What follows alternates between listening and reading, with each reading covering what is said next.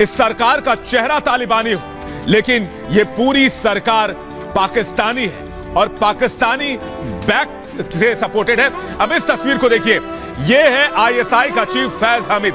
ये शख्स जो हम आपको दिखा रहे हैं, ये आईएसआई का चीफ है और ये काबुल में सरकार गठन को लेकर चर्चा करने गया है। अब आप अंदाजा लगाइए, पाकिस्तान की खुफिया एजेंसी का चीफ सरकार गठन में मदद कर रहा है। इससे बड़ी और कोई बात नहीं हो सकती, क्योंकि आईएसआई चीफ का काम सरकार गठन के बीच नहीं हो सकता। तो ऐसा क्यों ना कहा जाए कि बेशक तालिबानी सरकार का गठन हो रहा हो, लेकिन दिमाग इसके पीछे पूरे तौर पर पाकिस्तानी है। चेहरा तालिबानी, सरकार पाकिस्तानी। सरकार बनाएगा तालिबान, चलाएगा पाकिस्तान।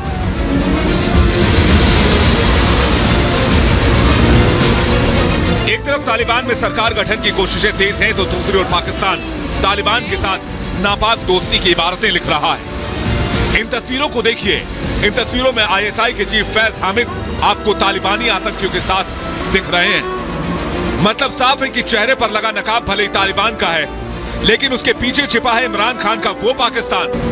हालांकि पाकिस्तान और तालिबान की नापाक दोस्ती का कच्चा चिट्ठा तो तभी खुल गया था जब इमरान खान गुलामी की जंजीरों को तोड़ने के लिए तालिबान को मुबारकबाद दे रहे थे। जब आप ज़हनी गुलाम बनते हैं तो ये याद रखें, असल गुलामी से ज्यादा बुरी ज़हनी गुलामी है।